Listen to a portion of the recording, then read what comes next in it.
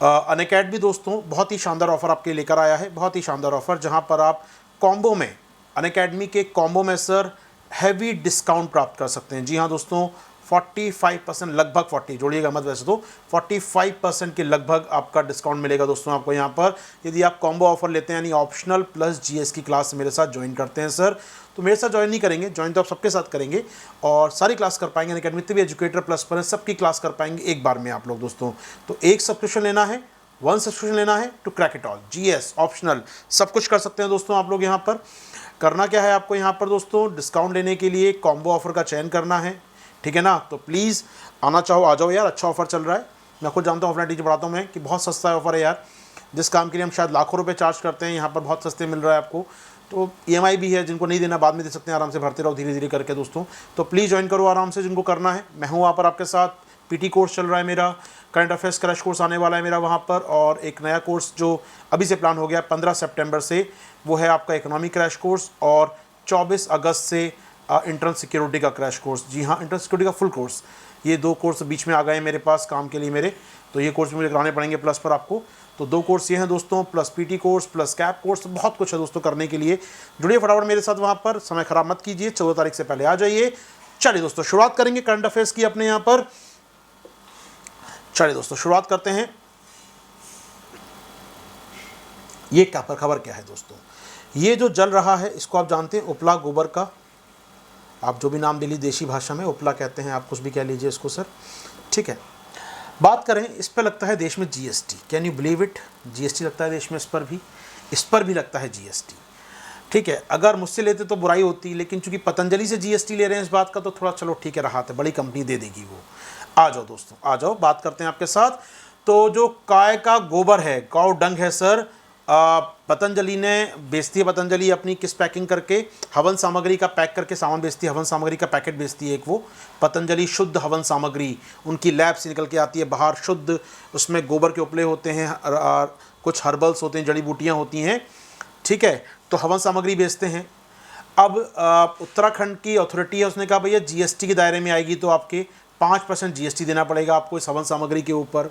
पतंजलि ने कहा भैया ये तो गाय का गोबर है यार, शुद्ध चीज़ है, इसमें क्या मतलब जीएसटी लगा रहे हो। उन्होंने कहा नहीं जनाब, ये हवन सामग्री है, गाय का गोबर रहता है, लेकिन अगर पैकेज ब्रांडिंग करेंगे आप, पतंजलि नाम ला के बेचेंगे तो आपको टैक्स देना पड़ेगा।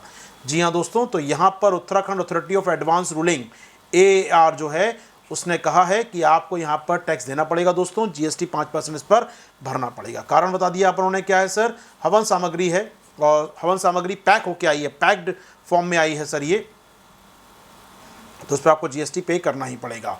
इनका कहना है कि ऐसी सभी चीज़ें, all goods that is animal और वेजिटेबल फर्टिलाइजर्स और organic fertilisers but in the unique container bearing a brand name, समझिएगा, ऐसा कोई भी उर्वरक जो आप पशु से प्राप्त कर रहे हैं, गोबर एक उर्वरक, एक फर्टिलाइज़र हो सकता है, किसी सब्जी से आप उर्वरक बना रहे हैं और उसको कंटेनर में पैक करके ब्रांड नाम लगाकर बेच रहे हैं, पतंजलि का नाम लगा उसके ऊपर, तो ये जीएसटी लगेगा 5% का।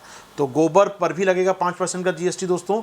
तो यहाँ पर गौमाया जो सामग्री है उस पर ये 5% जीएसटी लेने वाले हैं सर, ठीक है। हालांकि पतंजलि कहना था कि 95% गोबर है इसके अंदर, 5% जड़ी बूटियाँ हैं, तो है कुछ है नहीं अपने आप में, केवल पैक करके तो बेचना है, हम लोग स्कोर कर क्या रहे हैं, हमने बस गोबर लिया पैक करके बेच दिया इसको, तो ये कुछ हम थोड़ी कर रहे हैं यहाँ पर।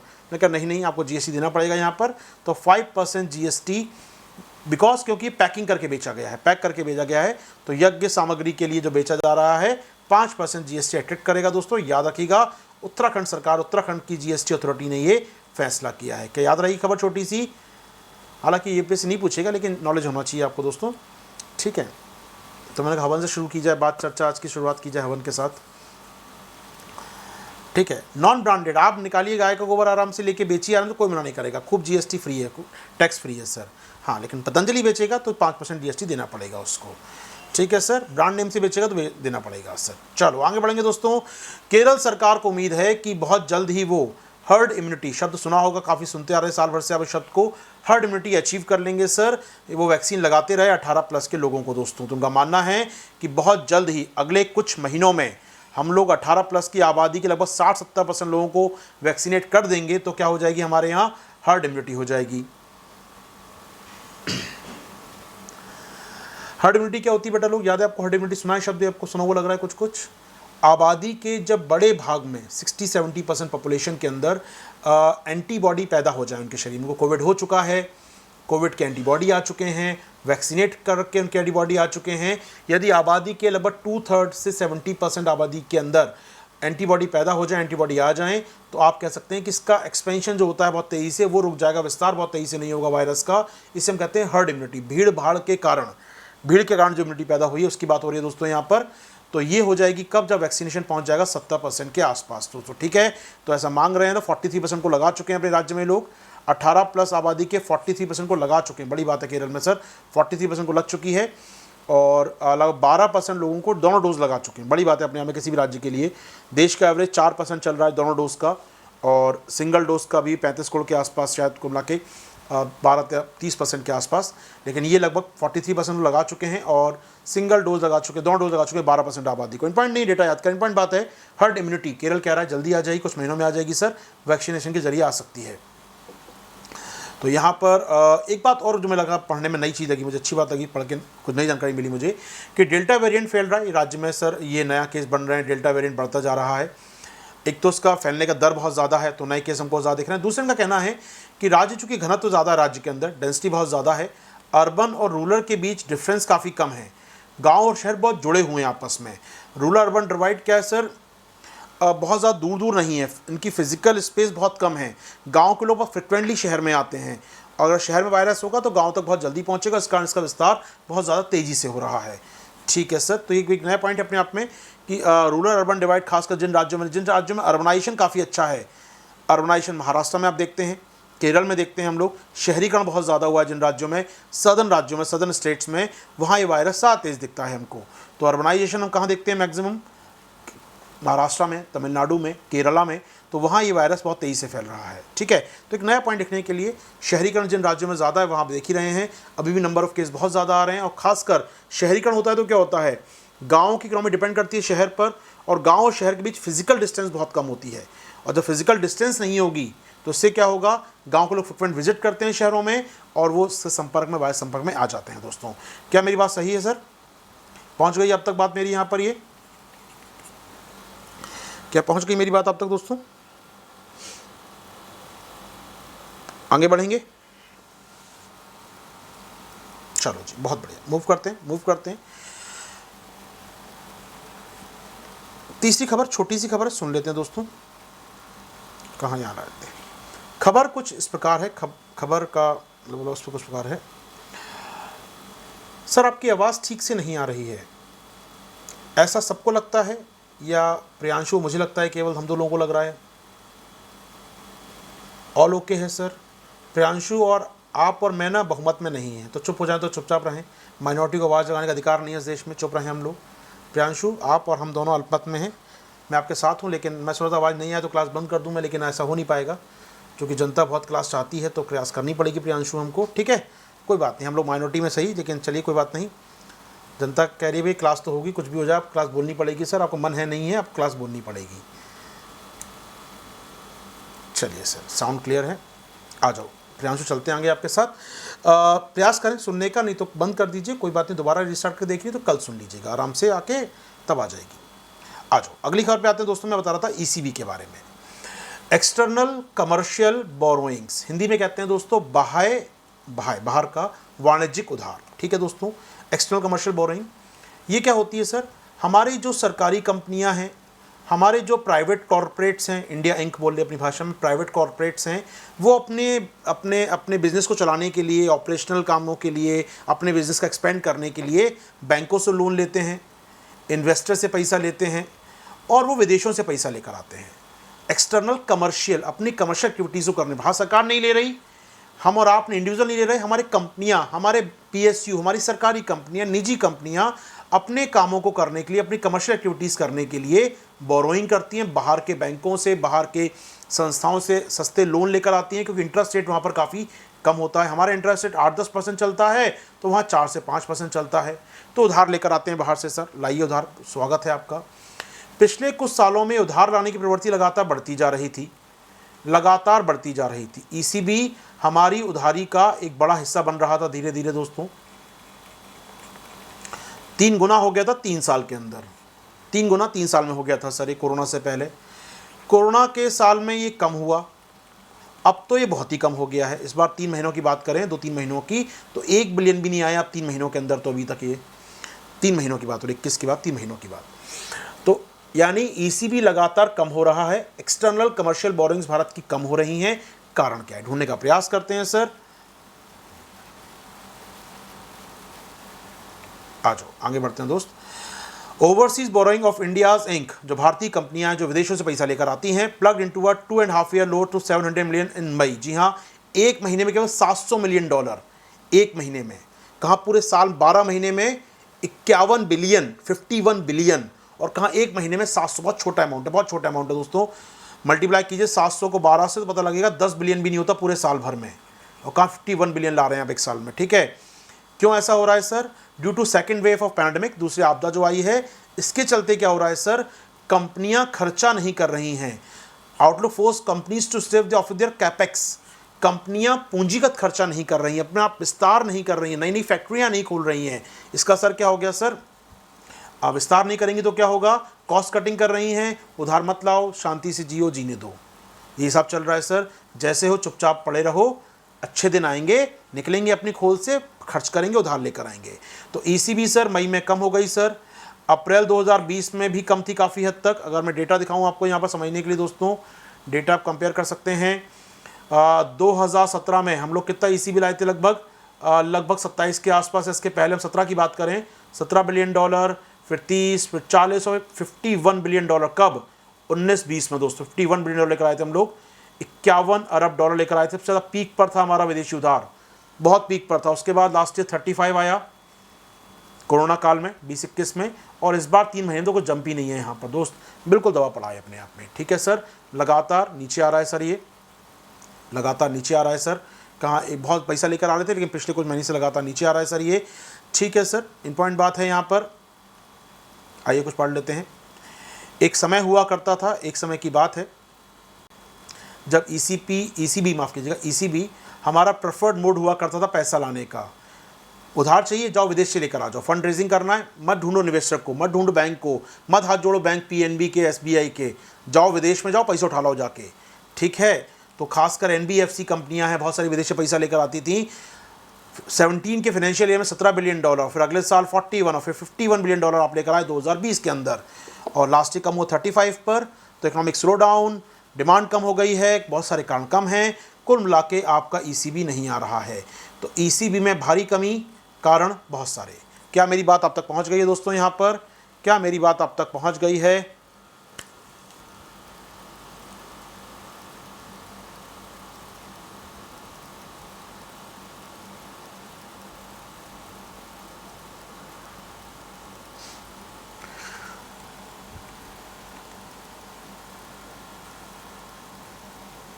ठीक है, बहुत बढ़िया। आगे चलने दो, मामले को चलते हैं सर, आगे चलते हैं। नेक्स्ट न्यूज़ पर आएंगे आपके साथ। G20 देशों के फाइनेंस मिनिस्टर का मीटिंग। ठीक है सर, वर्चुअल होगा। हालांकि इनका मीटिंग G20 मीटिंग रोम में होने वाला है कुछ दिनों बाद। तो यहाँ पर G20 के फाइनेंस मिनिस्टर ने सेट किया है दोस्तों, ग्लोबल टैक्स डील को स्वागत किया है। यानी फाइनेंस मिनिस्टर ने कर दिया, तो जब राष्ट्राध्यक्ष का सम्मेलन होगा, समिट लेवल टॉक होगी, तो फाइनल कर देंगे ऑलमोस्ट, मान के चलिएगा। तो याद है आपको ग्लोबल टैक्स डील क्या है? 15% मिनिमम टैक्स ऑन किस पर? एमएनसीज पर दोस्तों। एक बार कोई रिकैप कर लें, दुनिया में जो एमएनसी हैं तमाम सारी, जो कहीं भी बिज़नेस कर रही हैं, किसी पर बिज़नेस करती हैं, उन्हें अपने मूल देश को 15%, जहाँ वो व्यापार कर रही हैं, जहाँ वो कमा रही हैं, 15% टैक्स पे करना होगा इनको। इससे बच नहीं सकती सर ये। तो एमएनसी को 15% का मिनिमम टैक्स देना होगा दोस्तों, ये इनको देना ही पड़ेगा। और ये फैसला 130 देश इसका समर्थन कर चुके हैं। इस प्रावधान का G7 अप्रूव कर चुका है, OECD अप्रूव कर चुका है, और अभी G20 का रोम समिट में अप्रूव हो जाएगा। तो ये लागू होने में ज़्यादा देर नहीं लगेगी। उम्मीद करते हैं अगले साल से या नेक्स्ट टू नेक्स्ट ये लागू हो जाएगा दोस्तों, और एमएनसी को पेमेंट करना पड़ेगा। कई बार चर्चा कर चुका हूँ पिछले कई दिनों में मैं, आपको याद हो गया होगा टॉपिक अपने आप में सर ये तो। ठीक है, प्रॉफिट का 15% ना, 15% देयर प्रॉफिट, जो ग्लोबल प्रॉफिट का 15% को देना ही पड़ेगा सर।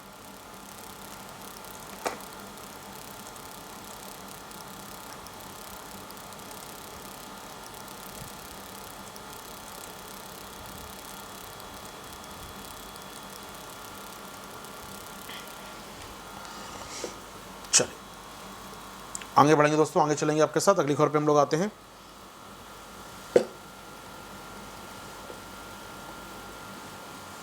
ओके, अगली खबर है सर, रशिया के साथ जॉइंट स्टेटमेंट निकाला जो वहाँ पर अभी थे हमारे जयशंकर सर वहाँ पर गए हुए थे, और वहाँ पर कल जो निकल के आया डॉक्यूमेंट, उस डॉक्यूमेंट को दिखा रहा हूँ दोस्तों। सीधे इस चीज़ को छोड़ दीजिए, इसमें बहुत सारी बातें मेरे काम की नहीं है। मैं आपको डॉक्यूमेंट शेयर कर रहा हूँ आपके साथ जो साइन हुआ है इंडिया और रशिया के बीच में दोस्तों। मैं सीधा आपके साथ शेयर कर रहा हूँ यहाँ पर, और उसमें की पॉइंट्स क्या है वो समझाने का प्रयास करूँगा मैं आपको। ठीक है, अब सुन लीजिए मेरी बातों को दोस्तों आप यहाँ आराम से। कीवर्ड, तो ये डॉक्यूमेंट क्या है दोस्तों? Statement by minister of external affairs at the joint press conference with the minister of foreign affairs of Russian federation. ठीक है, ये जॉइंट स्टेटमेंट हमारे पास आ गया आज। तो बात कर दूँ क्या क्या जॉइंट स्टेटमेंट में क्या कहा गया है दोस्तों, सुन लीजिए आराम से। ठीक है, कीवर्ड में अंडरलाइन कर दिए, वही आपको पढ़ना है। किस किस पे चर्चा हुई दोनों देशों के विदेश मंत्रियों के बीच में, जयशंकर और लवरोव के बीच में किस पे चर्चा हुई? स्पुतनिक 5 पर सहयोग की बात हुई दोस्तों, तो ठीक बात है हमारे यहाँ। Production and use of Sputnik 5, जी हाँ हम लोग प्रोडक्शन भी करेंगे और यूज़ भी कर रहे हैं अपना इसके यहाँ स्पुतनिक का। ठीक है सर, पहला पॉइंट। सहयोग के पॉइंट दिखा रहा हूँ दोस्तों, कौन कौन से मुद्दों पर सहयोग है। दोनों देश समर्थन करते हैं बहुपक्षीय वैश्विक व्यवस्था का, मल्टीपोलर बहुध्रुवीय व्यवस्था, अमेरिकी हेगोमनी खत्म हो जाए, एक आध देश का एकाधिकार खत्म हो जाए। तो हम यहाँ पर बिलीफ है, हमारे दोनों के ये मत हैं कि दुनिया को मल्टीपोलर होना चाहिए, यहाँ पर हम सहमत हैं सर। ठीक है, इसके अलावा सर द्विपक्षीय समिट होने वाला है दोनों देशों के बीच में। समिट लेवल टॉक हर साल होती है, एक बार हमारे पीएम वहाँ जाते हैं, एक बार वहाँ के राष्ट्रपति भारत आते हैं, ये चलता रहता है, हर साल होता है। इस बार वर्चुअल होगा लेकिन एनुअल समिट होगा सर, इस बार भी होगा ये। इसके अलावा सर एक नई चीज़, new dimension that has been added to our relationship of course is the agreement to hold the 2+2। जी हाँ, 2+2 रशिया के साथ भी होगा, जहां हमारे विदेश मंत्री और रक्षा मंत्री मुलाकात करेंगे अपने समकक्ष, अपने काउंटर पार्ट से जो रशिया के अधिकारी होंगे। तो Russian defence minister, Russian external affairs minister हमारे एक्सटर्नल अफेयर्स मिनिस्टर के साथ और हमारे डिफेंस मिनिस्टर के साथ 2+2 डायलॉग करेंगे सर। इस साल ये बातचीत हो सकती है। तो 2+2 याद रखेंगे। अब हम बात करने वाले अमेरिका के बाद और भी देशों से करते हैं, जापान से करते हैं हम लोग, साउथ कोरिया से करते हैं हम लोग, और भी देशों से 2+2 करते हैं, ब्रिटेन से भी करते हैं, और नाउ उस लिस्ट में रशिया का नाम भी शामिल हो जाएगा। तो 2+2 जहां हमारे दो मंत्री अपने समकक्षों एक साथ बैठ के, एक ही कैबिन में चारों बैठेंगे और बात करेंगे दोस्तों, विदेश और रक्षा मंत्री। ठीक है sir, Jaishankar Rajnath counter part से समकक्ष बात करेंगे। और क्या है सर, कुडामुकुलम न्यूक्लियर प्लांट कहाँ बना है सर? ये तमिलनाडु में बन रहा है। तमिलनाडु में 6 रिएक्टर बन रहे हैं सर रशियन सहयोग से। 4 के लिए अप्रूवल, अब तो 4 और बनने वाले हैं, 8 हो जाएंगे टोटल। तो 1 और 2 तैयार हो चुके हैं दोस्तों, 2 ऑलरेडी वर्किंग हैं, 3 और 4 पर काम चल रहा है, ऑलरेडी फंक्शन या अंडर प्रोग्रेस है सर। 5 और 6 का अप्रूवल मिल गया है, उस पर काम शुरू होना है। तो यहाँ पर उन्होंने कहा है दोस्तों, क्या कहा है, Kudankulam plant is landmark track you here foreign minister level tell you that concrete first pour for unit taken 5 taken place. जी हाँ दोस्तों, 5 पर काम शुरू हो गया है, कंक्रीट बिछा दी गई है, यानी काम बेसिकली शुरू कर दिया है हम लोगों ने। तो कुडामुकुलम 5 पर काम शुरू हो गया, ये बताते हुए खुशी हो रही थी यहाँ पर जयशंकर सर को। तो कुडामुकुलम सहयोग का एक बड़ा मंच है दोनों के बीच। कुडामुकुलम तमिलनाडु में आता है दोस्तों, जहाँ रशिया लगाने वाला है 8 रिएक्टर यहाँ पर दोस्तों। और वो रिएक्टर किस प्रकार के होंगे? VVER प्रकार के रिएक्टर्स होंगे दोस्तों, Russian technology operate by Indian government. ठीक है दोस्तों, VVER रिएक्टर लगा रहा है कुडामुकुलम में रशिया के द्वारा। आगे बढ़ते हैं सर, आगे चलेंगे दोस्तों आपके साथ। इसके अलावा स्पेस में सहयोग कर रहे हैं। आपको याद होगा गगनयान के जो यात्री हैं हमारे, 4 एस्ट्रोनॉट हैं, जो उनको ट्रेनिंग कौन दे रहा है? उनको ट्रेनिंग रशिया में दी जा रही है दोस्तों। रशिया ट्रेनिंग दे रहा है उनको, हमारे 4 एस्ट्रोनॉट्स को, अभी ट्रेनिंग पूरी भी हो गई है उनकी। तो ये स्पेस में हमारा योगदान कोई दो राय नहीं है, बहुत बड़ा योगदान है रशिया के, बहुत हमारा काम करते हैं सर। इसके अलावा दोस्तों दोनों देशों के बीच सैन्य सहयोग जितना कहा जाए उतना कम है इसके बीच। तो हथियारों से लेकर, एक्साइज से लेकर, इंदिरा एक्साइज होती है, इंडिया रशिया नेवल एक्साइज होती है, इंडिया रशिया एयरफोर्स एक्साइज होती है, इंडिया रशिया मिलिट्री एक्साइज होती है। तो इंदिरा के नाम से तीनों सेना अभ्यास करती हैं हमारे यहाँ पर। हथियारों का लेन देन, जॉइंट प्रोडक्शन, ब्रह्मोस से लेकर बहुत सारे काम होते हैं। तो नो डाउट ये बहुत ज़्यादा बड़ा एरिया है अपने आप में सर। लॉन्ग टर्म कमिटमेंट्स हैं हमारे रशिया के साथ सर। इसके अलावा सर और क्या है, और कौन से एरिया में लगते हैं काम के हैं? आपको याद होगा 2 दिन पहले बात कर रहा था नॉर्थ साउथ कॉरिडोर की दोस्तों। ट्रेन चली है हेलसिंकी से, वहाँ तक पहुँचेगी ट्रेन, रोड, रेल और शिप के ज़रिए। उम्मीद करता हूँ ये कॉरिडोर आपको याद होगा, India International North South Transport Corridor from Helsinki, from Saint Peters या फ्रॉम मॉस्को टू मुंबई बोलते हैं, लेकिन कहाँ से ट्रेन आ रही है, वो हेलसिंकी से, उसके बंदरगाह से ट्रेन चल पड़ी है दोस्तों, और वो आएगी आपके ट्रेन, रोड और शिप के जरिए पहुँचेगा मुंबई तक माल। ठीक है दोस्तों, तो 16 जुलाई के आसपास पहुँच जाएगा। उम्मीद करता हूँ बात करूँगा फिर मैं इस टॉपिक पर आपके साथ। इसके अलावा Chennai Vladivostok eastern maritime corridor, जी हाँ, ये क्या है सर, ये चेन्नई, यहाँ से जाइए मलक्का स्ट्रेट, जापान के पास से क्रॉस करते हुए व्लादिवोस्टोक तक, ये जो बन रहा है मैरीटाइम रूट। जी हाँ दोस्तों, समुद्री मार्ग का निर्माण कर रहे हैं, मार्ग तो ऑलरेडी है, सुविधाएं बना रहे हैं कुल हम लोग यहाँ पर। तो क्या कर रहे हैं सर हम लोग यहाँ पर दोस्तों, Chennai Vladivostok eastern maritime corridor, याद रखिएगा कहाँ से कहाँ तक, भारत के मद्रास से लेकर, चेन्नई से लेकर रशिया के फार ईस्ट तक, ये पूरा कॉरिडोर भी शायद ऑलरेडी समुद्री मार्ग है, उसको डेवलप किया जाएगा। ठीक है सर, बाकी स्ट्रेंथ पे काम करेंगे, इसमें कुछ विशेष बात नहीं है। ठीक है सर, इसके अलावा कुछ और पॉइंट्स उठाए उन्होंने यहाँ पर, सुन लीजिए फटाफट। इसके अलावा G20 का मंच है, आसियान लेट फोरम्स है, SCO का मंच है, सिका का मंच है दोस्तों, कई मंच हमारे पास है यहाँ पर। ओके, सिका देख लीजिए दोस्तों, सिका की बात कर ले लाइन। सिका क्या है sir, conference on interaction and confidence building measures in Asia, सिका। ठीक है, 26 देश हैं, चाइना, इंडिया, पाकिस्तान, रशिया, ये बहुत सारे देश इसके अंदर हैं दोस्तों। तो 26 देश इसके अंदर हैं, एशिया के लगभग 26 देश इसके अंदर है सर, सिका नाम का संगठन। तो ये काम आ सकता है आपके लिए, conference on interaction and confidence building measures in Asia, तो सिका नाम का संगठन दोस्तों बात हो रही है आपके साथ यहाँ पर। ठीक है, तो इस सभी समूहों में हम लोग सहयोगी एक दूसरे के दोस्तों। तो मैं दिखा दिया आपको, सिका का नाम जानते हैं, G20 आप जानते हैं, आसियान जानते ही हैं। कभी मन करे तो सिका प्लस यूट्यूब, सिका प्लस आशीर्वाद सा टाइप कीजिएगा, यूट्यूब पर बहुत शानदार लेक्चर मिलेगा दोस्तों, 18 मिनट का लेक्चर है मेरा उसके अंदर। मैंने बताया सिका जब क्यों बनाया गया, क्या ऑब्जेक्टिव है सिका के, मिल जाएगा दोस्तों आराम से। ठीक है, यूट्यूब पर सिका प्लस आशीर्वाद सा टाइप कीजिएगा, मिल जाएगा लेक्चर आपको दोस्तों। आगे बढ़ते हैं आपके साथ, आगे चले हम लोग यहाँ से, कुछ भी ना मिला कर टाइप करके देख लेगा और यूट्यूब पर सब मिल जाता है दोस्तों। ठीक है, SCO की मीटिंग होने वाली कुछ दिनों में। ठीक है सर, अफगानिस्तान को चिंता, हम कल बात कर चुके हैं, अफगानिस्तान चिंता को लेकर बता चुका हूँ मैं समस्या आपको क्या है यहाँ पर। इसके अलावा सर सीरिया को लेकर इशू है इनके, ठीक है, उन्होंने कंसर्न दूर किया अपना। इसके अलावा और क्या चिंता है यहाँ पर, कुछ और मुद्दे हैं सर, नहीं, थैंक यू वेरी मच। तो ये है इंडिया रशिया का जॉइंट डिक्लेरेशन दोस्तों। क्या सारी बातें समझ आ गई आपको यहाँ पर?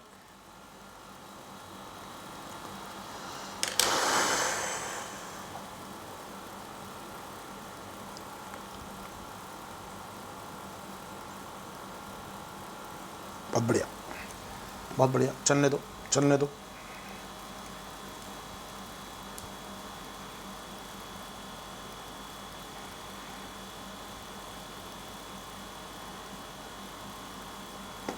चलो आगे बढ़ते हैं दोस्तों, आगे चलेंगे हम लोग। तो वो न्यूज़ कुछ नहीं थी, वो सारी बातें ये लिखी थी उसके अंदर। मैंने कहा डॉक्यूमेंट ही पढ़ लेता हूँ, तो मैं न्यूज़ पढ़ी भी नहीं, क्या लिखा है, सारी बातें यही होंगी, 2+2 जो कहा है इन्होंने सारी बातें।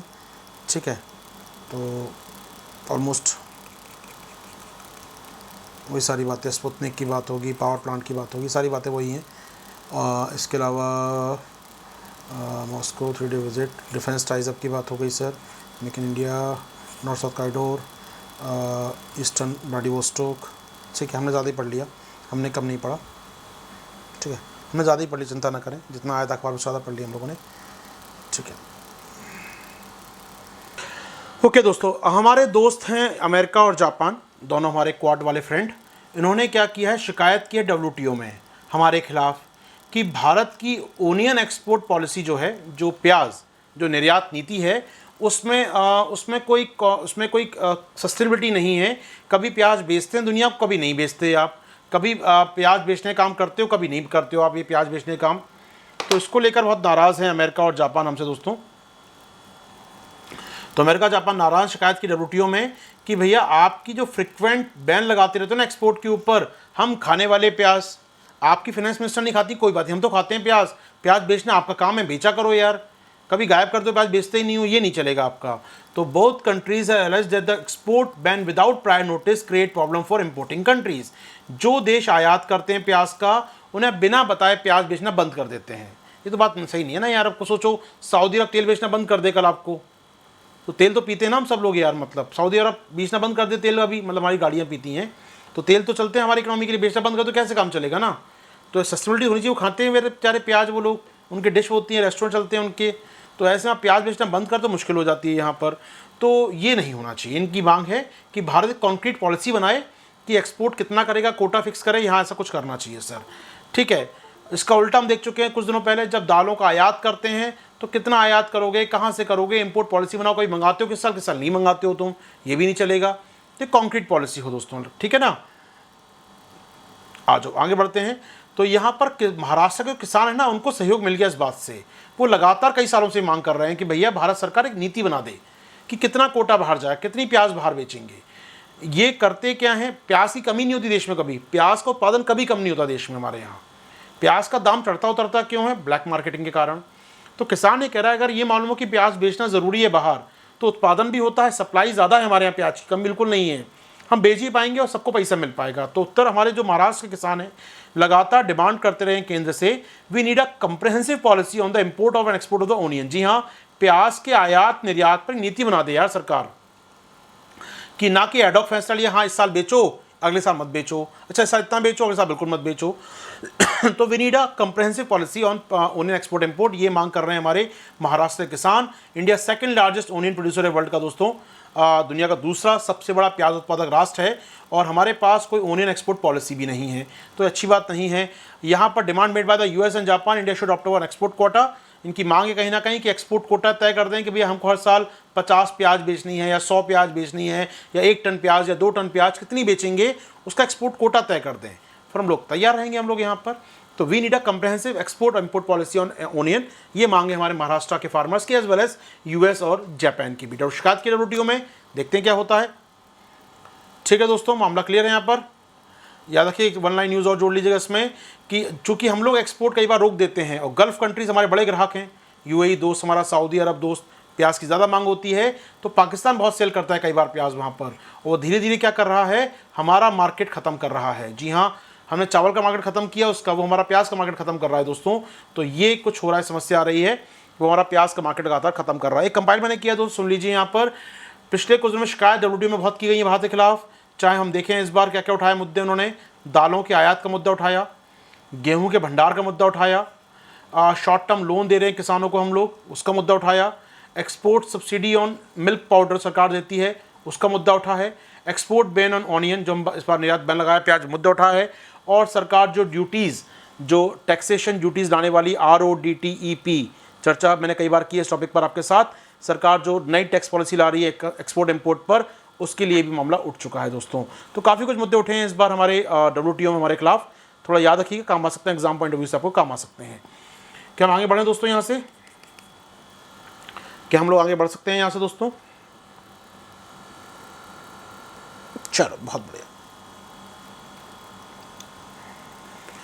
मिशन 100% वैक्सीनेशन, जी हाँ ये है मिशन 100% वैक्सीनेशन। फाइनेंस मिनिस्ट्री की रिपोर्ट में कहा गया है कि इस साल त्योहारों के सितंबर के एंड तक, त्योहारों के आने तक, फेस्टिव सीजन के आने तक देश की 67 करोड़ जनता को वैक्सीनेशन लग चुका होगा। जी हाँ दोस्तों, ये कहना है वित्त मंत्रालय की रिपोर्ट का, फाइनेंस मिनिस्टर की रिपोर्ट का। उनका कहना है कि भैया लगभग 2/3, नॉट 2/3, 67 करोड़ डोजेज हम लोग लगा चुके होंगे इस फेस्टिव सीजन के आने से पहले। ठीक है, हालांकि 6 राज्यों में काफ़ी ख़राब काम हुआ है। कौन कौन से राज्य दोस्तों? असम, बिहार, यूपी, तमिलनाडु, वेस्ट बंगाल और झारखंड में काफ़ी ख़राब काम हुआ है। इनको वैक्सीनेशन की दर को बढ़ाने की आवश्यकता है, आबादी बहुत ज़्यादा है तो कम ही लग रहा है यहाँ पर। अभी हम लगा रहे हैं दोस्तों 41 लाख डोज पर डे लगा रहे हैं जून में, जब से 21 जून से हम नई पॉलिसी लेकर आए हैं, लेकिन हमें बढ़ाना पड़ेगा इसको दोस्तों। इसी रेट से चलेंगे तो सितंबर तक केवल 67 करोड़ को वैक्सीन लगा पाएंगे। तो काफ़ी धीमी स्पीड है दोस्तों, बढ़ानी पड़ेगी स्पीड हमको यहाँ पर, और इस साल के अंत तक हमको लगाना है सबको वैक्सीन, तो लगभग 80 लाख टीके डेली लगाने पड़ेंगे दोस्तों। ठीक है, आगे बढ़ सकते हैं हम लोग यहाँ से। फेस्टिव सीजन का मतलब आप जानते होंगे, 9 दुर्गे स्टार्ट होते हैं हमारे यहाँ पर, दशहरा, उसके बाद दिवाली एंड छठ एंड ईद का मौसम आता है, फिर हमारी गुरु गोविंद जयंती है, फिर क्रिसमस आते हैं, शादियों के मौसम होते हैं भारत में, तो फेस्टिव सीजन बोलते हैं। अक्टूबर, नवंबर, दिसंबर में फसल कटती है, तो फसलों के बहुत सारे त्यौहार होते हैं इंडिया में। जब फसल कटती है, धान काटा जाता है, गेहूँ बोया जाता है, तो बहुत सारे फेस्टिवल उस समय भी होते हैं हमारे यहाँ पर। ठीक है, चलो बहुत सारे फेस्टिवल आप समझेंगे, अक्टूबर से लेकर दिसंबर तक फेस्टिव है जी।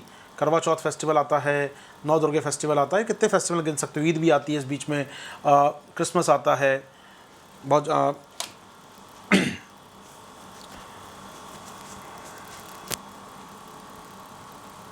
चलिए सर,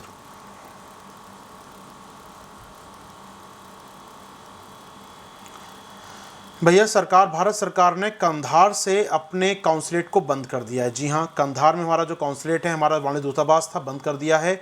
वहाँ के स्टाफ को निकाल लिया है। डिप्लोमेट थे वहाँ, जो हमारे सैनिक थे भारतीय आईटीबीपी की सुरक्षा के लिए हमारे कॉन्सुलेट की, उनको वहाँ से निकाल लिया है, क्योंकि लगातार तालिबान का हमला बढ़ रहा है उस इलाके में सर, और मुश्किलें हो रही हैं भारत के लिए वहाँ पर ऑपरेट करने में। याद रखिएगा, अब हमारा मज़ार शरीफ ऊपर कर दिया दोबारा हमने फिर से। काबुल में एम्बेसी बनी है हमारी सर, और मज़ार शरीफ में हमारा जो है बल्ख प्रांत में एक कॉन्सुलेट बना हुआ है हमारा। अभी कॉन्सुलेट में कुछ कर्मचारी रखे हैं भारत सरकार ने वहाँ पर, अभी भी कुछ मिनिमम कर्मचारी रखे हैं वहाँ पर कॉन्सुलेट में। बाकी दो जो कॉन्सुलेट है हमारे जलालाबाद के और हैरात के, वो ऑलरेडी बंद कर चुके हैं हम लास्ट ईयर, आपदा के पहले ही, कोविड के पहले ही। तो जलालाबाद बंद हो चुका है, हैरात बंद हो चुका है, मज़ार शरीफ में मिनिमम लोग बचे हैं, कंधार बंद कर दिया हम लोगों ने दोस्तों। यानी बहुत सारे हम लोग कॉन्सुलेट बंद कर चुके हैं। एक बार मैप देख लेते हैं, आपके संग याद रहेगा आपको। ये मैप देख लीजिए दोस्तों, यहाँ पर ये हैरात, जो कि चारों दिशाओं में 4 हमारे हैं वहाँ पर, तो आपकी स्क्रीन पर आप देख सकते हैं।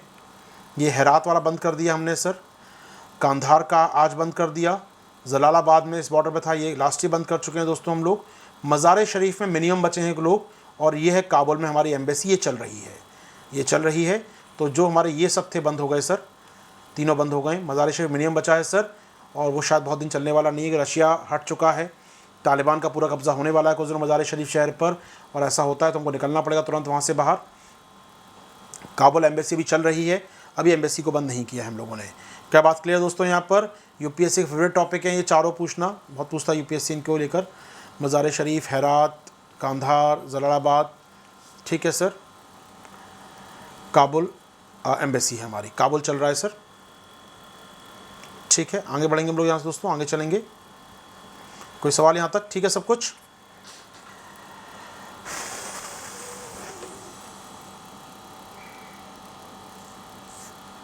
ओके, 19 क्यूज़ है आज। हिंदू के फ्रंट पेज पे थी खबर, ये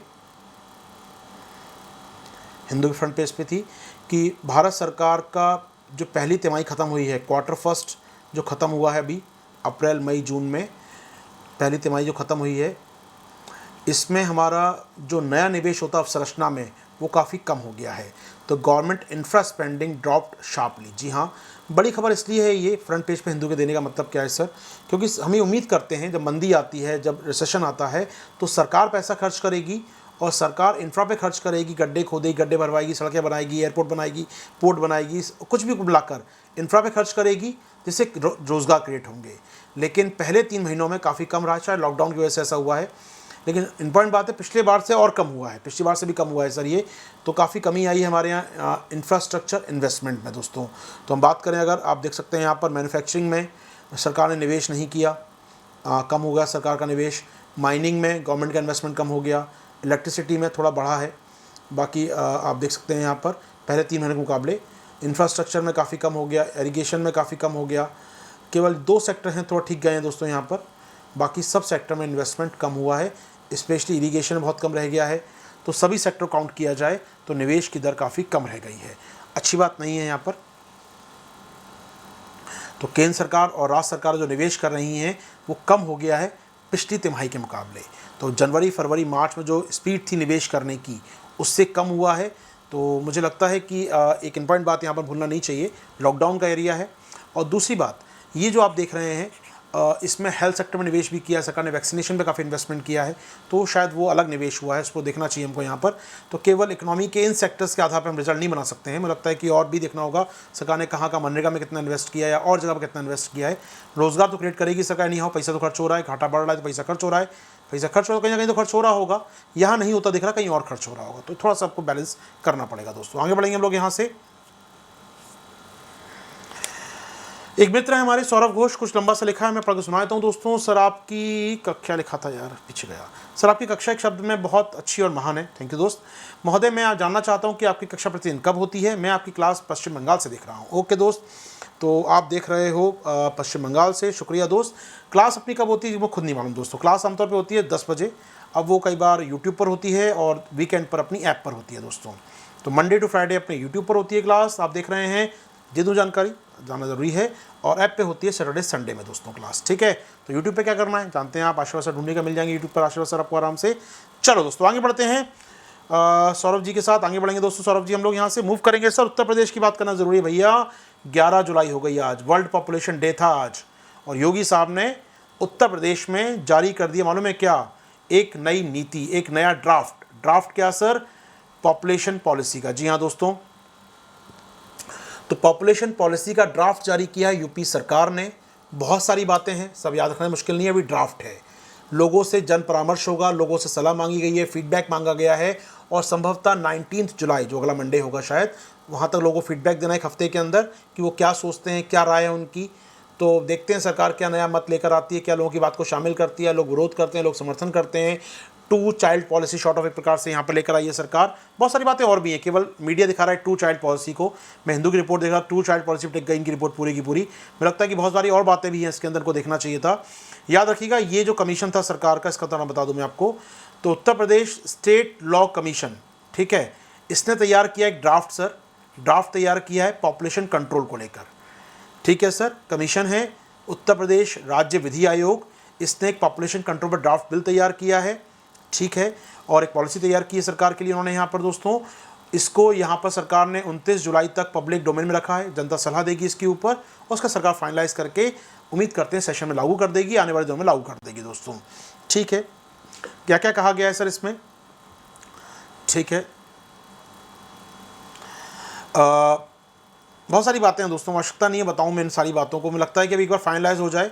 इस कमीशन के हेड कौन थे याद रखिएगा, आदित्यनाथ मित्तल। ठीक है, ठीक है, आदित्यनाथ मित्तल, अच्छा मतलब अलग व्यक्ति हैं ये, तो योगी आदित्यनाथ नहीं है, ये आदित्यनाथ मित्तल हैं। ठीक है सर, याद रखिएगा इनका नाम। तो इस कमीशन के हेड थे, उन्होंने सलाह दी है, काफ़ी कुछ सलाह दी है सर। यदि एक कपल है जो रहता है गरीबी रेखा के नीचे रहता है, ठीक है, गरीब परिवार है, एक बच्चा अगर रखते हैं, उसके बाद वो अपने इंस्टॉलेशन करा लेते हैं, नसबंदी करा लेते हैं, परिवार को आगे नहीं बढ़ाने की शपथ लेते हैं, तो क्या होगा सर, उनको 80,000 की सहायता मिलेगी। एक मुश्त लड़का है तो एक बच्चा उनके पास, और एक लड़की है उसके बाद वो नसबंदी इस प्रकार के इंस्टॉलेशन कराते हैं तो वो उनको मिलेगा 1 लाख रुपये मिलेगा परिवार को। BPL परिवार को कैश दे रहे हैं सरकार सर, बहुत बढ़िया। इसके अलावा पब्लिक सर्वेंट है, कॉमन सिटीजन है, वो यदि एक बच्चा अपनाते हैं, वो पर 1 चाइल्ड नॉर्म, तो यहाँ पर उनको एडिशनल बेनिफिट मिलेंगे, फ्री हेल्थ केयर मिलेगी सर उनको, इंश्योरेंस कवरेज मिलेगा बच्चे के लिए to the child till age 20 तक के लिए इंश्योरेंस मिलेगा सर, सिंगल चाइल्ड एडमिशन उनको स्कूल में मिलेगा सर। मतलब कुल मिलाकर बच्चा ऐसे जो उसके बाद सिंगल बच्चा होगा उनको फ़ायदा मिलेगा सर। ठीक है, तो एजुकेशन इंस्टीट्यूट में फ़ायदा मिलेगा, लेकिन IIM और IIT में फ़ायदा नहीं मिलेगा, IIM एम्स में आदि में फ़ायदा नहीं मिलेगा उनको। ठीक है, फ्री एजुकेशन दी जाएगी, ग्रेजुएशन लेवल तक उनको स्कॉलरशिप दी जाएगी पढ़ने के लिए लड़कियों को यहाँ पर हायर एजुकेशन स्टडीज़ में। बहुत बढ़िया दोस्त, बहुत बढ़िया। ठीक है sir, the commission upload the bill, उन्होंने अपलोड कर दिया है सर, लोगों सलाह मांगी, 19 जुलाई तक सलाह मांगी। बिल का नाम क्या है दोस्तों, जो बिल तैयार किया, ड्राफ्ट बिल तैयार किया है, UP population control stabilisation and welfare bill 2021, बड़ा सा नाम है इसका। यहाँ पर चुनाव लड़ने पर रोक लगाई गई सरकार, बहुत सारी बातें हैं, तो बिल पूरा हम याद भी नहीं कर सकते, नाम को याद करना है बिल को। यहाँ पर जो बच्चे हिंदी पढ़ना चाहें उनके लिए मैंने कुछ पॉइंट यहाँ पर रख दिए दोस्तों। इसमें शायद फ़ॉन्ट मिस नहीं होगा इस बार, ठीक है, ठीक है, चलिए तो एक बार देख लीजिएगा, पॉइंट्स में दिया है, काफ़ी बातें कही गई हैं इसमें, तो अहम सुझाव क्या क्या हैं सब लिखा है इसके अंदर। ठीक है, तो प्लीज़ पढ़ लीजिएगा, मन करे तो। जो बच्चे यूपी खासकर पढ़ना चाहें तो पढ़ लीजिएगा। ठीक है, जो हिंदी में है, इंग्लिश में लिखा है वहाँ पर, तो पढ़ लीजिएगा। बहुत सारे प्रावधान हैं, आपको सब याद करना आवश्यक नहीं है। कुल मिलाकर बच्चों या आबादी को नियंत्रित करने का प्लान है। मेन मोटिव लाइन याद रखिएगा, जो इसका मेन मोटिव है यहाँ पर 2052 तक 2052 तक पॉपुलेशन स्टेबलाइजेशन की ओर बढ़ना है। जी हाँ, अगले 30 सालों में पॉपुलेशन स्टेबलाइजेशन की ओर बढ़ना है हमको। यहाँ पर 2026 तक 2026 तक TFR 2.1 करना है सर, TFR 2.1 करना है हमको सर, और 1.9 लाना है कब तक, 2030 तक सर।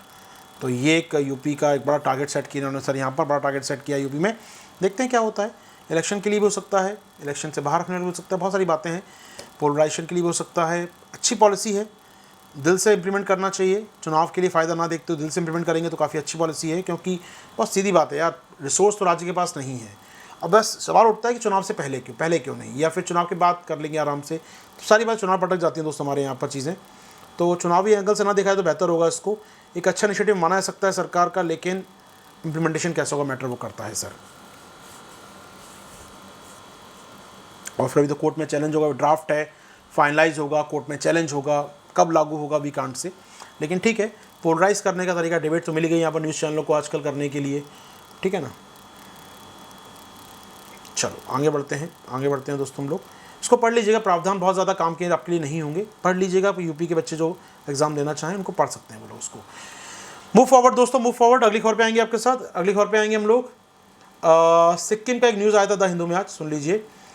उसके मुताबिक भारत में जो स्पीसीज़ मिलती हैं प्लांट्स की, पौधों की, माफ़ कीजिएगा, खुशबूदार फूलों की जो मिलती हैं हमको, फ्लावरिंग प्लांट्स की जो जिनमें पौधे में फूल होते हैं उनकी बात करें, उनमें 27% प्रजातियाँ कहाँ मिलती हैं मालूम है हमको? सिक्किम के अंदर। जी हाँ, देश के क्षेत्रफल का 1% है सिक्किम, लेकिन यहाँ भारत की 27% फूलों वाली प्रजातियाँ यहाँ मिलती हैं दोस्तों। ये सर्वे किसका है? बॉटनिकल सर्वे ऑफ इंडिया का, BSI का दोस्तों। तो BSI हेडक्वार्टर है BSI का कहाँ है? बताएगा मुझे कोई, हेडक्वार्टर कहाँ है BSI का? एनीवन? किसी को मालूम हेडक्वार्टर कहाँ BSI का दोस्तों? देहरादून में, देहरादून में है, वाराणसी में है। अच्छा, और कोई? कोलकाता वाला भी कोई है? अच्छा, बहुत बढ़िया, बहुत बढ़िया। तो ZSI का कहाँ है? FSI का कहाँ है? अच्छा, चेन्नई वाला भी है कोई? बहुत बढ़िया, बहुत बढ़िया। याद रखिएगा, FSI Dehradun, ZSI, BSI Kolkata. ठीक है दोस्तों, तीनों संस्थाओं का हेडक्वार्टर देख लीजिए, काम आएंगे आपको। ये तीनों मिनिस्ट्री ऑफ एनवायरनमेंट में काम आती है। ठीक है, अब कोई बात नहीं होगा इसके ऊपर। आगे बढ़ते दोस्तों, आगे चलेंगे आपके साथ।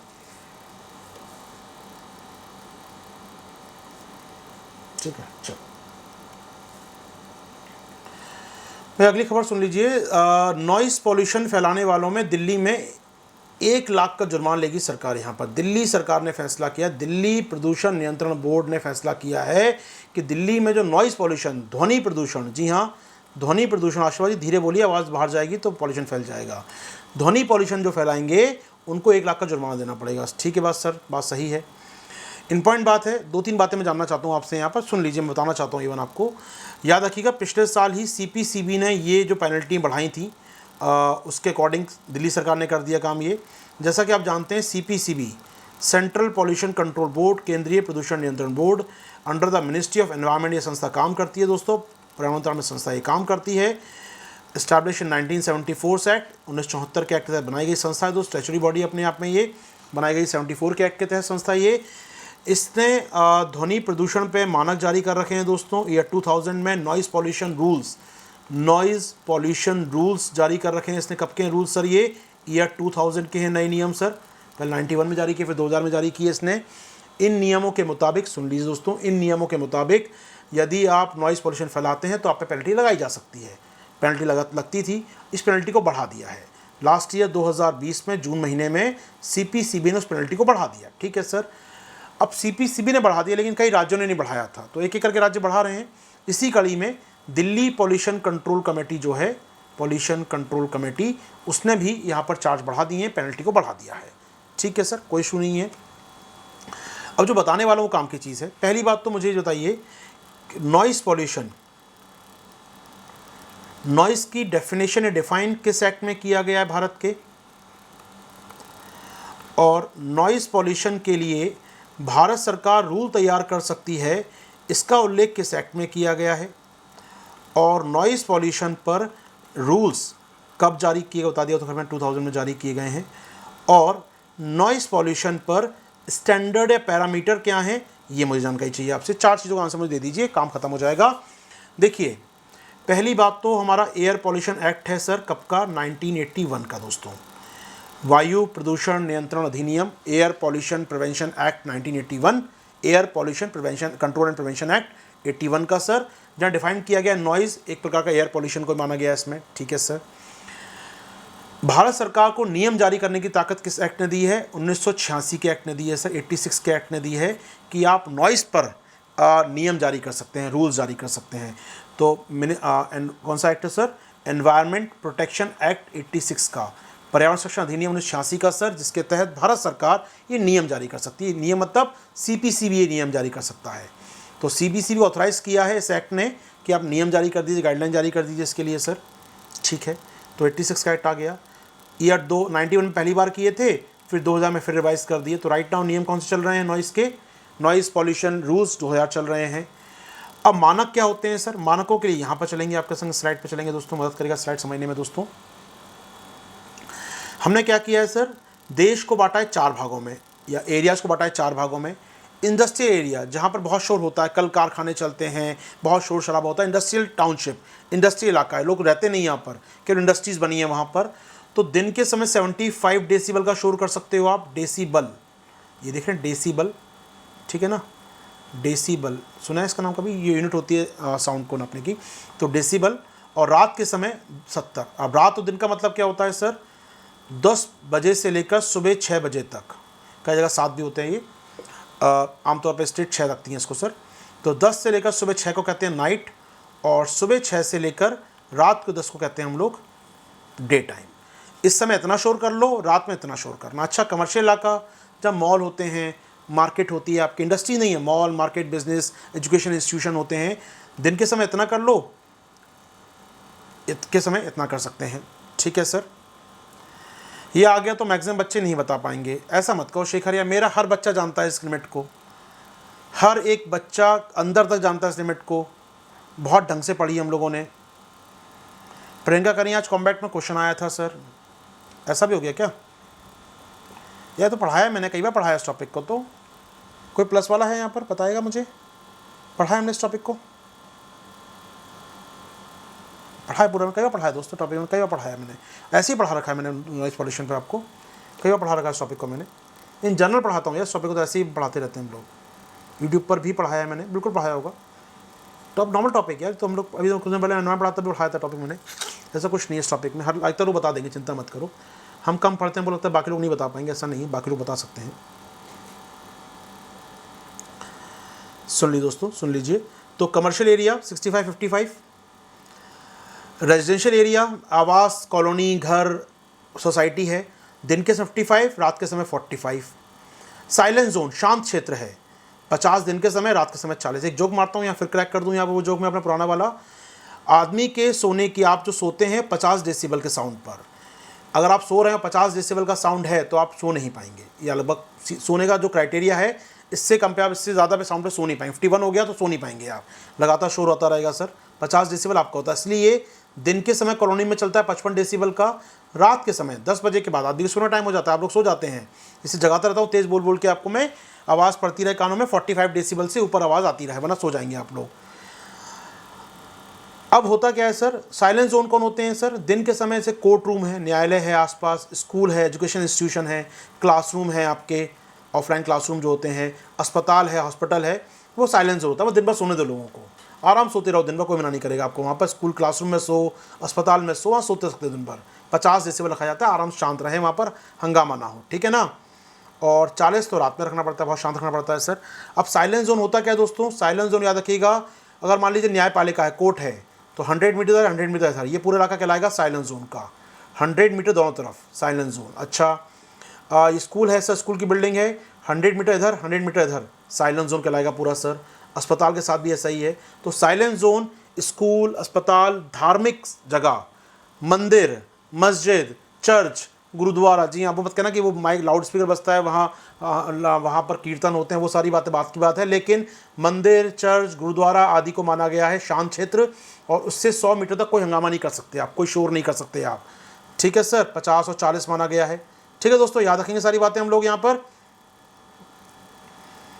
कमर्शियल एरिया, रेजिडेंशियल एरिया 40 होना चाहिए दोस्तों। चलो, डीजे वालों का साउंड कितना होता है, मैं आपको एक पीपीटी दिखाता हूँ, मैं आज ही पढ़ रहा था, इस पर अपडेट कर रहा था, तो मैं आपको एक चीज़ दिखाता हूँ, काम आएगी दोस्तों आपके। ये बहुत पुरानी फाइल है, लेकिन मैं आज इसको स्कैन कर रहा था दोबारा, तो मिल गई मुझे। बड़ा इंटरेस्टिंग ये चार्ट है, CPCB का है, पहले तो ऑफिशियल CPCB का है, पहली बात तो ना, ये ऑफिशियल है, ठीक है। तो बहुत पुराना है, लेकिन काम का है अपने आज भी। मतलब हवाई जहाज़ गुजरता है, समझ सकते हैं आप, 140 डेसिबल, जेट टेक ऑफ कर रहा है, तो 25 मीटर दूर खड़े हैं आप, तो आपको साउंड आएगा 140 डेसिबल का, मतलब कान के पर्दे गए आपके आराम से, ठीक है सर। फटाके वटाके बजते हैं सर, 130 डेसिबल, ठीक है दोस्तों। अच्छा भैया, जो ड्रिलिंग विलिंग मशीन होती है ना सर, आमतौर पे सर 100 डेसिबल के आसपास होता है। ये जो रॉक ग्रुप होते हैं ना सर, ये कितना होता है सर? नियरली 1110 होता है इनका सर, 1110 डीजे वीजे बजाते हैं सर यो, ठीक है सर। बहुत ज़्यादा शोर शराबा हो रहा है तो सर बताया मैंने आपको, नियरली 75, 80 के आसपास शोर शराबा 85 कर सकते हैं, लेकिन लिमिट कितनी लगाई है हमने? 75 की लगा दी इनके ऊपर, ठीक है ना। अच्छा, ट्रैफिक है, शोर शराबा होता है गाड़ियों, कितना होता है सर? 75 के आसपास होता है सर। बिजनेस ऑफिस कार्यालय होते हैं सर, लगभग 65 के आसपास करते हैं। ठीक है, आप जो कानाफूसी करते हैं अपने स्तर पर सर, वो लगभग 50 के आसपास, 55 के आसपास करते हैं। से बातचीत लोग बातचीत कर रहे हैं कमरे में बैठकर, तो 55 के आसपास, 55 के आसपास होता है कन्वर्सेशन स्पीच।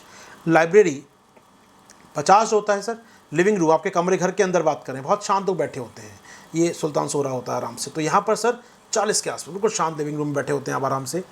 ठीक है, लाइब्रेरी सर बहुत शांत होता है, बिल्कुल पिन ड्रॉप साइलेंस होता है सर वहाँ। तो जो पेड़ वेड़ होते हैं सर, लगभग 10 से 15 के आसपास, लकड़ी की जो झड़झाड़ होती है पेड़ों की सर, हवाएं चलती हैं सनसनाती हुई। बात करें सर सोने के लिए, आप सो सकते हैं आराम से, बढ़िया, शोर शराबा नहीं होता सर। तो ये CPCB के हैं सर, ठीक है ना, डेटा जारी किए थे CPCB ने। ठीक है सर, तो ये मानक है, सब समझने के लिए हैं आपको दोस्तों। ऐसा नहीं कि हार्ड एंड फास्ट रूल ये होगा। तो CPC ने चुराया होगा, कहीं ना कहीं से निकाला होगा इसको, हमारे काम के नहीं है।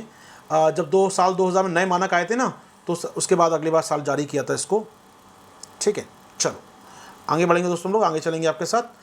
तो आप इसको डेसिबल में काउंट कर सकते हैं, आमतौर पर डेसिबल में काउंट करते हैं हम लोग, या फिर इसको माइक्रो पास्कल यूनिट में भी काउंट करते हैं दोस्तों। ठीक है ना, इंपॉर्टेंट नहीं हम याद करें इसको, हम लोग जनरली याद करते हैं डेसिबल में ही याद करते हैं, क्योंकि डेसिबल में याद करना आसान भी होता है। UPSC भी डेसिबल को ही काउंट करता है, यूनिट्स भी डेसिबल में ही आती है। इनको याद करना बड़ा मुश्किल काम होता है, तो उसको हम याद नहीं करेंगे सर। आगे बढ़ेंगे हम लोग यहाँ से दोस्तों। अच्छा, इसी में बता रहा था मैं आपको काम की चीज़, इसी में बता रहा था आपको मैं। तो यहाँ पर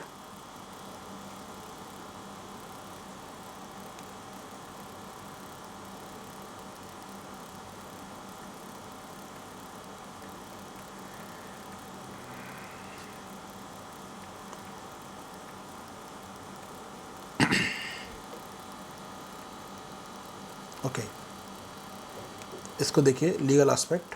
तो मैं जो बता रहा था, noise pollution regulation and control rules 2000 के हैं दोस्तों। ठीक है ना, याद रखना है आपको यहाँ पर ये। ठीक है, और हमारा जो एक्ट लिखा नहीं है हमने, कहीं एक्ट लिखा नहीं है, कोई बात नहीं। तो हमारे नियम याद रखिए, साल 2000 के नियम हमारे पास दोस्तों ये। ठीक है, चलिए, तो थोड़ा याद रखेंगे, हमारे सन 2000 के नियम है दोस्तों। चलिए, बाकी की चर्चा काफ़ी नहीं, इतना काफ़ी रहेगा दोस्तों। आगे बढ़ते हैं आपके साथ, आगे बढ़ेंगे हम लोग यहाँ से, आगे बढ़ सकते हैं sir.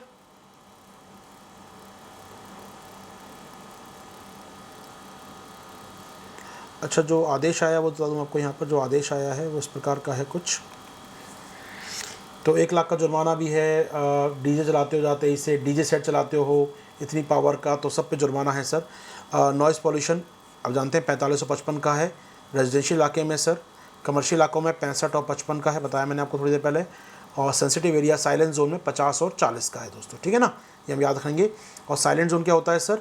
School, college, hospital, court, इनसे 100 मीटर का इलाका साइलेंट जोन कहलाता है दोस्तों। ठीक है ना, चलो, ये काम का रहेगा आपके लिए, ये सारी बातें याद कर सकते हैं दोस्तों। आगे बढ़ जाएंगे हम लोग, आगे चल जाएंगे यहाँ से।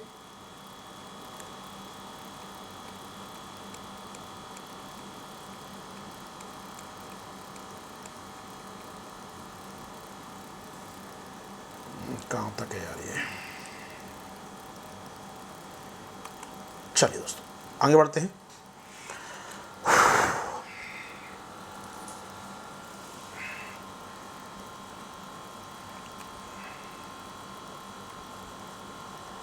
प्रियंका, क्वेश्चन बता दो क्या है, कॉम्बैक्ट वाला क्वेश्चन हो तो बता दो मुझे क्या है, हो तो भेज दीजिए। कॉम्बैक्ट वाला क्वेश्चन किसी के पास हो तो मुझे क्वेश्चन में टैप करो सर।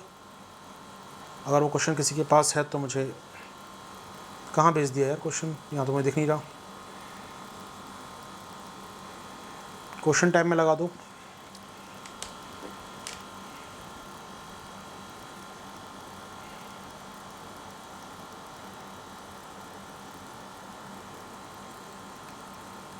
नहीं है किसी के पास, चलो कोई बात नहीं, आगे बढ़ते हैं फिर, आगे बढ़ते हैं हम लोग यहाँ से। हाँ, ये तस्वीर थोड़ा आइकॉनिक तस्वीर दोस्तों, याद रखिएगा। जॉर्जिया के काउंटर पार्ट से मुलाकात कर रहे हैं यहाँ पर ये, आइए बात करते हैं इस पर sir.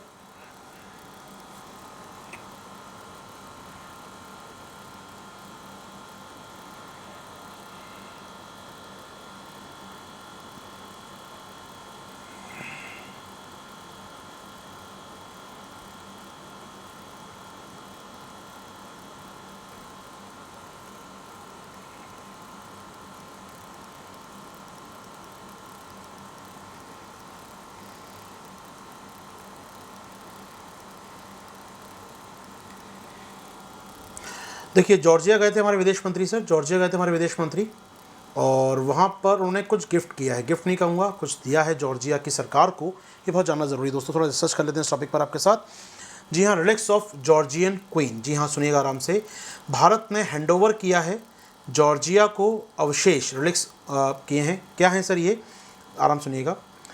Handing over the ceremony of holy relics of 17th century queen Saint Ketevan of Georgia. जी हाँ दोस्तों, तो जॉर्जिया की एक क्वीन थी जो संत बन गई थी बाद में, जो सेंट कैटेवन थी, जो क्वीन थी, जो संत उन्होंने अपना लिया था और भारत में रही लंबे समय तक। तो 17th सेंचुरी की क्वीन थी सर, उनके अवशेष, उनके अंतिम अवशेष भारत ने गिफ्ट किए हैं जॉर्जिया को।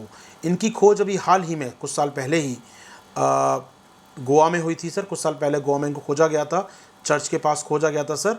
तो एक प्रकार से दोनों देशों के बीच में ये ब्रिज ऑफ फेथ कहा, जयशंकर ने ब्रिज ऑफ फेथ है, धार्मिक रूप से आस्था का प्रतीक है अपने आप में सर। ये इम्पॉर्टेंट बात है, जॉर्जिया वो गए हैं यात्रा पर, तो हम बात कर रहे हैं relics of Queen Saint Catherine of Georgia. इनके अवशेष जो मिले हमको अपने गोवा के चर्च में, और ASI ने खोज खबर ली थी इनकी, आर्कोलॉजिकल सर्वे ऑफ इंडिया ने इनको डिस्कवर किया था, और बाद में जॉर्जिया में बाद में भेजा भी गया था इनको वहाँ पर एज अ प्रदर्शनी के लिए। अब इनको परमानेंट हैंडओवर कर दिया गया है दोस्तों ये, ठीक है।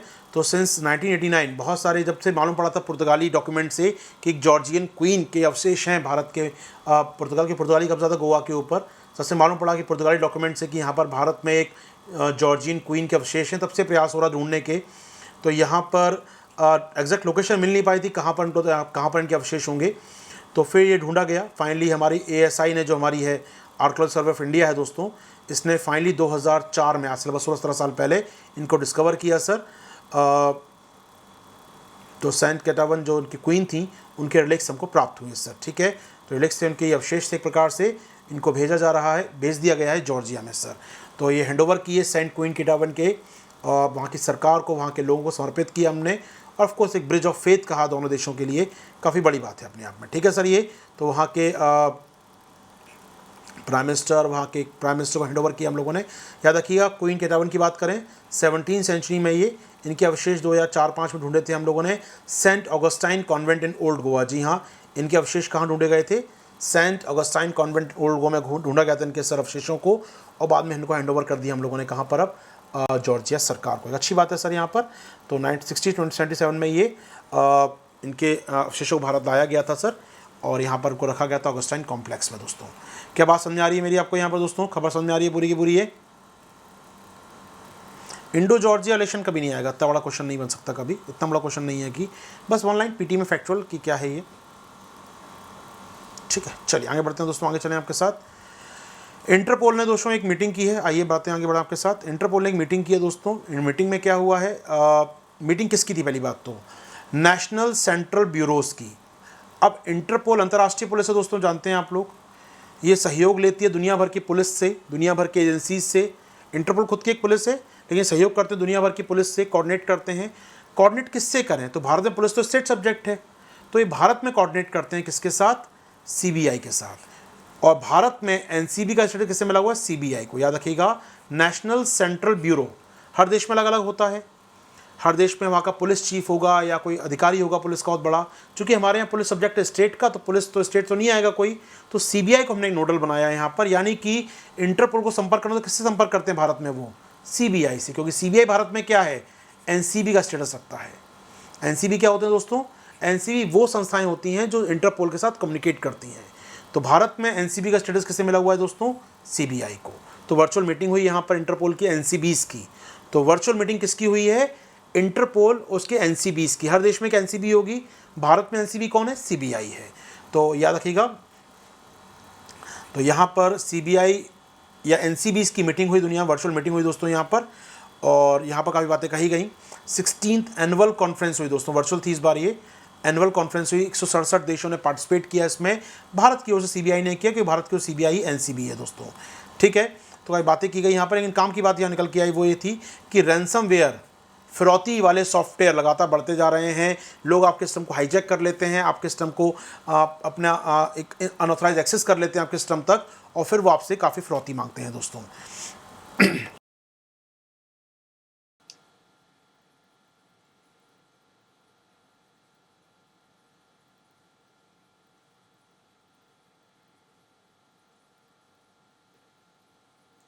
हैती की बात करें सर, हैती में वहाँ प्रेसिडेंट की हत्या की गई कुछ दिनों पहले दोस्तों, हत्या की हुई प्रेसिडेंट की वहाँ पर।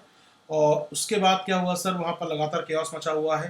जो मिशनरीज, जो हत्या करने वाले बाहर से सुपारी किलर आए थे, मेरे पास सुपारी किलर बोली गई भाषा में, जो मिशनरीज आए थे बाहर से हत्या करने के लिए सर, तो मशीनरीज जो आए थे वहाँ पर, और लगातार वहाँ पर अभी भी एक प्रकार से मशीनरीज के बाद, उनके बाद लगातार वहाँ पर केओस है अभी भी। तो ऐसे में हैती ने कहा है अमेरिका से और यूएन से कि भी अपनी सेना भेज दीजिए, हमारे देश में बहुत ज़्यादा अराजकता मची हुई है यहाँ पर, तो क्राइसिस रेट है बहुत ज़्यादा, यहाँ पर लगातार इंफ्रास्ट्रक्चर पर अटैक हो सकते हैं इनके, जिससे सुरक्षा कर सके बंदरगाहों की, एयरपोर्ट की अपनी, क्योंकि पॉलिटिकल डिवाइड है देश के अंदर, तो उनको डर है कि कहीं ना कहीं देश टूट फूट ना जाए, देश में गृह तो चालू ना हो जाए, तो वो चाहते हैं यूएस और यूएन सेनाएं भेज दें, जिससे यहाँ पर पीस स्थापित हो सके दोस्तों।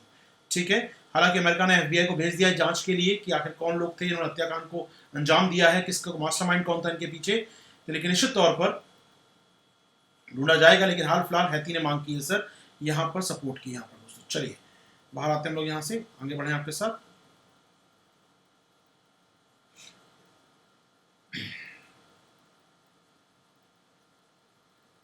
ठीक है सर, चलो रोकते इस क्लास को दोस्तों लोग।